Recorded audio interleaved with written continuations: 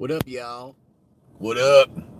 Um, haven't done any live videos in a while. I did see a movie recently.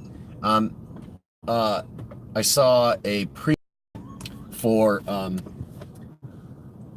the new the new remake of A Star Is Born, and I will do a video about that soon. I was down in Franklin, which is south of Nashville, at this big event. Bradley Cooper was actually there along with some of the music people. Some of the music was maybe all of it. I don't know, but there was a Nashville music connection in that film.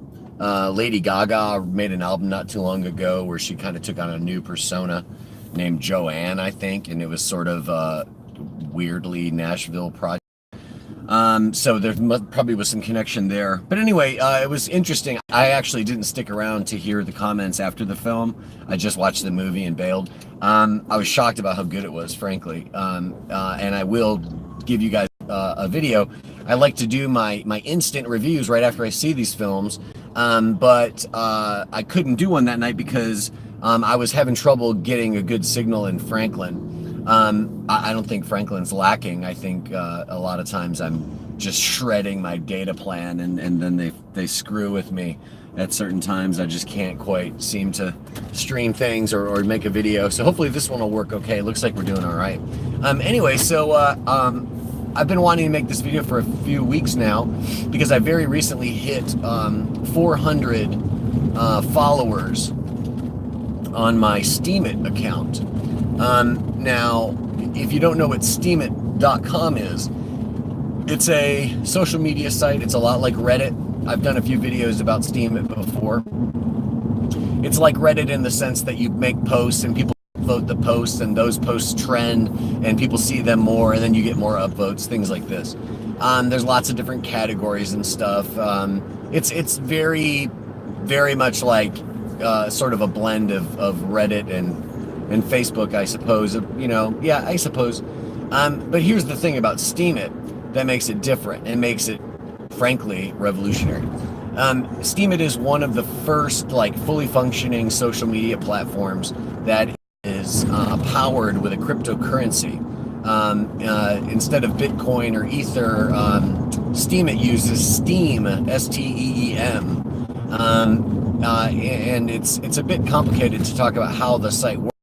It's definitely a little bit of a learning curve, as it is with any open source project. It's an open source project.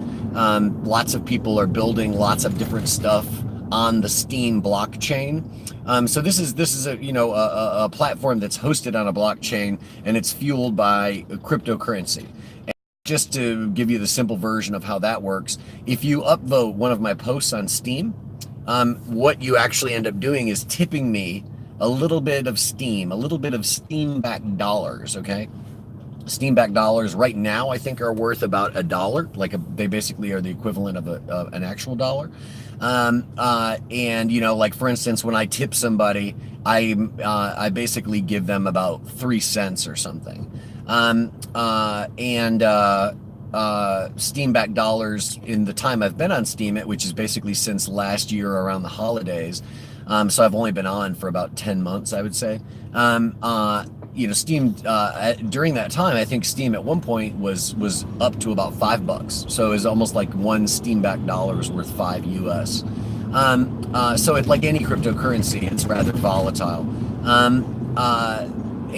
Just to give you an idea of the successes I've had on there, my most popular posts have always been when I post music. So I'll post myself performing a song in a video, just a video very much like this.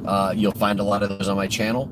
And every week there's an sort of an online community that calls itself Open Mic. And we basically do a little contest every week and everybody submits themselves doing a video of a song. Lots of people do covers. I always do original songs. But those have been my best. And I would say, I've earned as much as, and I'm trying to think of how much I've actually gotten. I don't know. I've probably earned as much as $40 or something, 40 Steam-backed dollars on a particular post through those things. I've done, quite well. I've trended more than once in terms of my songs of the week, going to the top of the charts, as it will be again. And so, for instance, you think about that. If I got 40 Steamback dollars for posting a song, well, depending on what Steam's doing, that could be worth as much as $200, for just posting a song to your Facebook account, let's say, or posting it on Twitter. Now, here's the difference: if you post it on Facebook, you don't get anything. Nobody pays you any money for that. As a matter of fact, Facebook uses your popular music to draw attention to their page, to get more audience for their page, which they then translate into ad dollars, right? Which they feed back to you, right? So now you're being exploited on both ends. You're being you're being sold as a consumer, and your content is being used by the site to make the site a popular site, and you're not being reimbursed for any of it. That's the reason why traditional social media are going to go down, and they already are. I mean, Facebook is remarkably not just completely crashed already. I'm surprised, frankly, after some of the revelations, and after Zuckerberg is so creepy in front of Congress and everything. I can't believe how many people are still just on Facebook all the time. I'm forced to basically use Facebook to promote lots of stuff I do, because that's where people are still at, shockingly enough.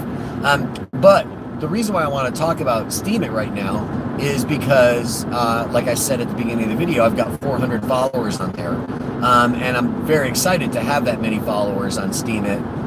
It's been a little while now that I've had the 400 followers, but I'm just now getting around to do this video about it. 400 followers obviously is something of a milestone, and I think I did a video when I had 200. So I'm happy to have those 400 followers. Thank you to everybody who follows me on Steemit and who keeps track of the things I post and upvotes them, literally tipping me money for the content that I'm sharing. And the big thing I want to get to here is not so much how do you get 400 followers, or how did I, what are my feelings about 400 followers. I'm happy to have them, basically. But the thing I want to talk about is, once I have 400 followers, I mean, I'm pretty. It's indicative of a certain amount of attention and activity that I've had on that site. I've made friends on that site. I've re-steamed lots of stuff by people that I enjoy. I have people I follow on there. There's a music account that I follow on there. This guy posts like obscure psychedelic music like every day, and it's one of the best social media accounts I've ever come across. So there's really cool stuff to be found on there, and I'm happy to support other people as well. And I haven't been doing a whole lot of Steemiting lately. And the reason why is because of Steemit.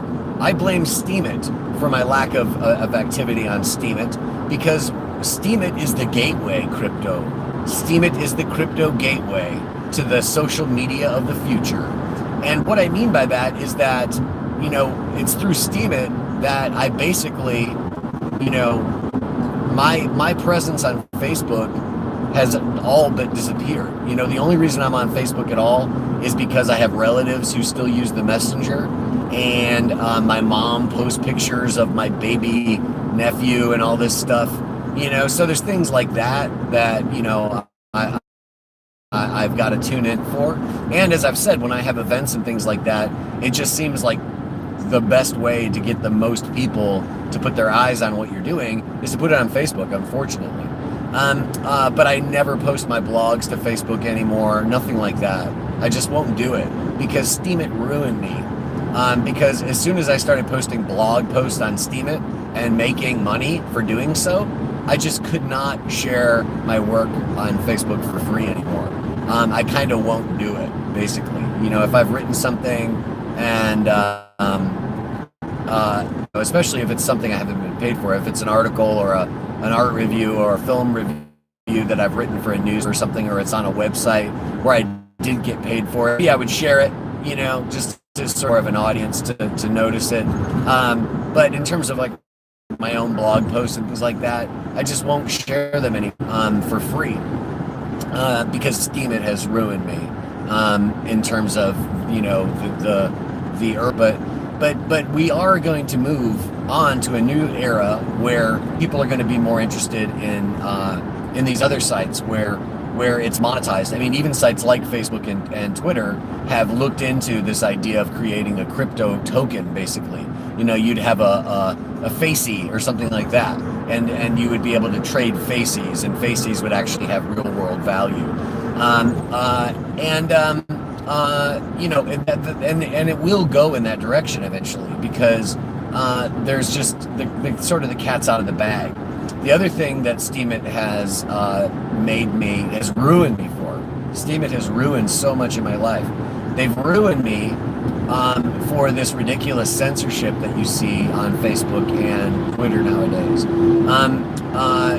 I understand that there's an argument that especially Facebook has a certain, you know, amount of responsibility that it probably never wanted as a news distributor, essentially.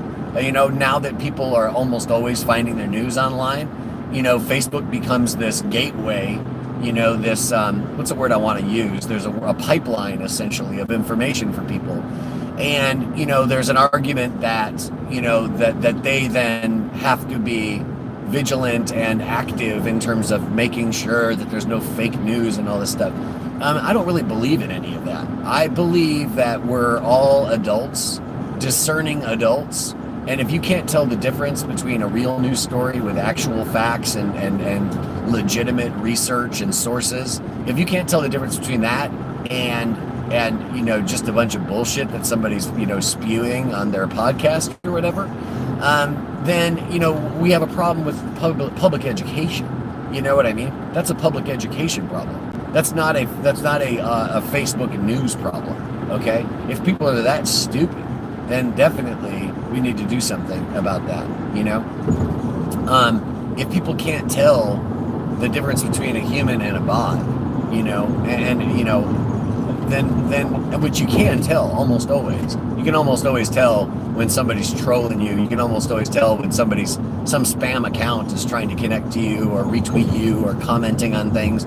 I mean, it's almost always obvious, you know. And even when it isn't obvious, I just do not see the solution being the purging of voices on social media. I'm not into it, man. I'm not into it. 100% not into it. You know, and I feel like when people, I don't want to get into a whole free speech thing. That's another subject. But I'm into free speech. I'm into, you know, I'm into the ACLU and the idea that we protect our own freedom of speech when we protect the freedom of speech of a speech we don't like. Offensive speech must be defended. That's the definition of defending free speech. Okay? So I know that there's lots of stuff out there you might not want to hear. I don't understand why you don't know how to use your blocking button and your muting button. You know, but there should not be this purging of voices on social media because some people don't like what they're saying or something. Anyway, that's enough I'm going to say about that. The reason why I'm bringing any of that up is because this is another reason why these other sites like Steemit, which has ruined me, there's another reason why sites like that are going to be the future of social media. Because, again, this gets pretty technical, but if you look up, you know, censorship on blockchain, or something like that, what you'll find is that there's almost no censorship possible on a blockchain. The way that the technology works means that everything's permanent, okay, on the blockchain. And one of the reasons I started to talk about the fact that I'm not doing much Steemit anymore, because Steemit has ruined me, one of the things that Steemit has done to me is it's got me curious and constantly seeking out other alternatives for social media, for music distribution, for all sorts of things. And one of the things I found recently is a site called Peepeth. And Peepeth has some of its own issues with censorship and free speech, and it's trying to work some stuff out. And it's not perfect, of course. But basically, every time you peep, it's like kind of like on Twitter. When you send a tweet, you can't edit the tweet. You have to delete the tweet and write it over if you have a typo in it or something like that. or if you've put the wrong URL in the link you were trying to do, whatever. If you make a mistake on Twitter, you have to delete it and do it over. You can't just edit it, and leave up the original post. Peepeth is even more severe. Peepeth, which is basically a Twitter clone that's built on blockchain. Okay, so people are literally tipping each other in on Peepeth. When you are about to peep, okay, which is tweeting, when you're about to do that, to post what you're commenting about, it says, "Look, dude, are you serious? You really want to do this?" Because at the end of the day, not only can you not edit it, but you can't delete it either. It's just permanent, and it's an open source project, right? So basically, these sorts of social networks built on blockchains, Ethereum is going to be the new internet, by the way, in general. That's another subject. But when you're interacting on these social media platforms that are built on these cryptocurrency blockchains,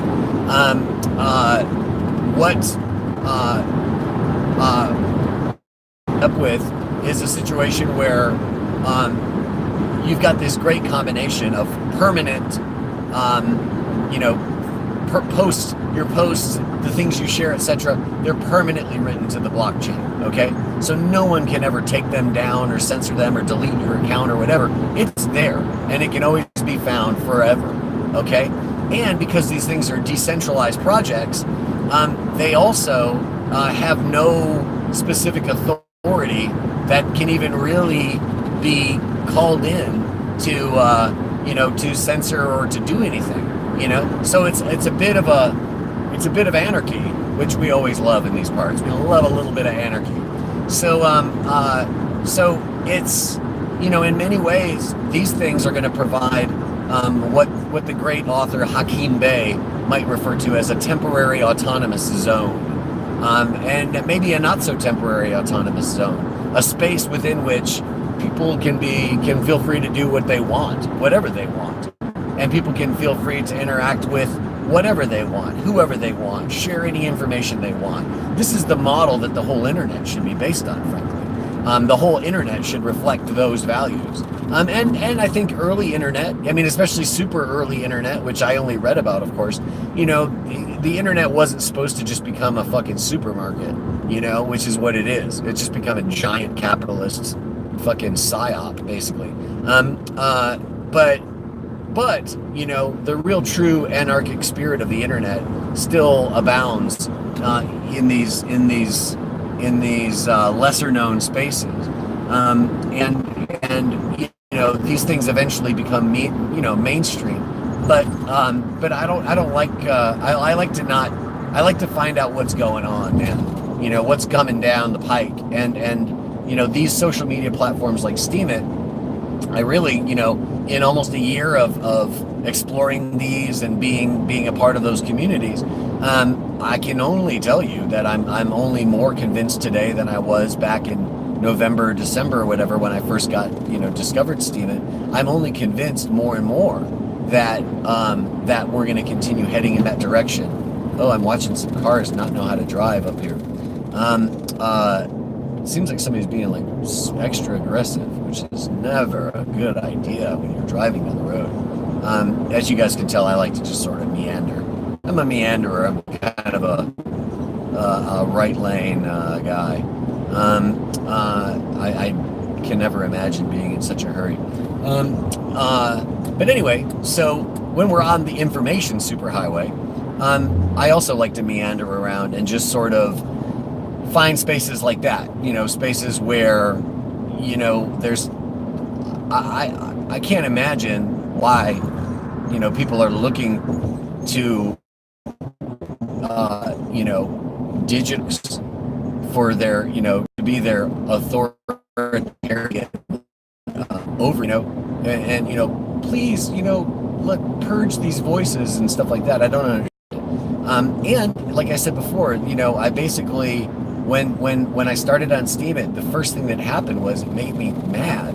It made me mad because as soon as I started getting upvotes and getting tipped in cryptocurrency for the content I was sharing, I immediately was pissed off that I had shared so much stuff for so many years with zero compensation, all the while having it being leveraged by sites like Facebook to sell ads with. It's extremely offensive once you taste the sweet fruit of this other path. So at 400 followers on Steemit, generosity, and I encourage anyone who's watching this video, I encourage all of y'all to check out Steemit.com, check out Peepeth.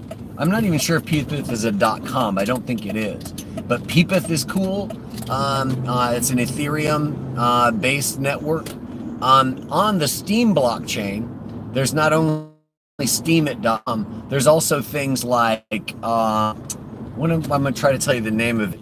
On the Steem blockchain, could download it from there as well. A blog that wanted to review me, politely complained to me and said, this link that we're putting up for you would work a lot better if you put it on SoundCloud for us, because through SoundCloud they could actually just embed the player on their website.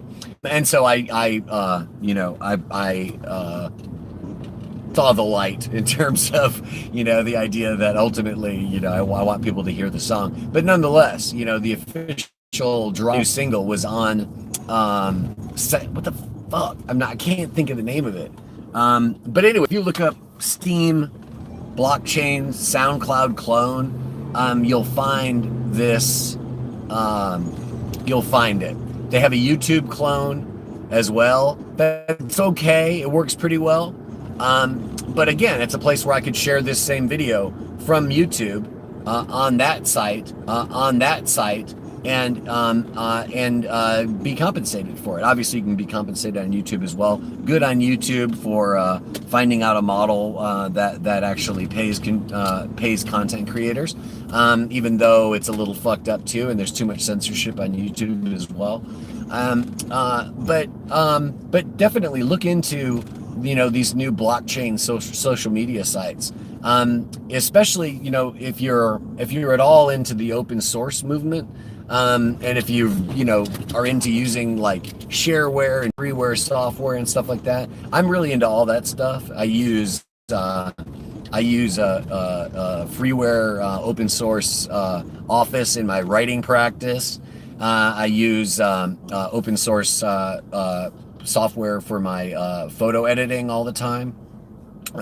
So I'm really into the open source thing and the decentralized thing, and this is definitely one of the ways that you see that the internet and online culture in general could trend back to that and be less prioritized. Just more of a thing where anybody can sort of customize the experience to be exactly what they want it to be, instead of having these corporations decide what it is and then use you as leverage against yourself and all this stuff.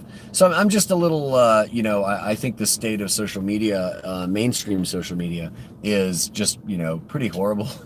It's pretty horrible, and there's alternatives out there, and they've ruined me. Steemit's ruined me because it's shown me just a bright light into what might be in the future. But with that in mind, I'm going to end this video, and I'm going to be posting another one soon for that review of A Star Is Born. So keep your eyes open for that, and thanks for watching.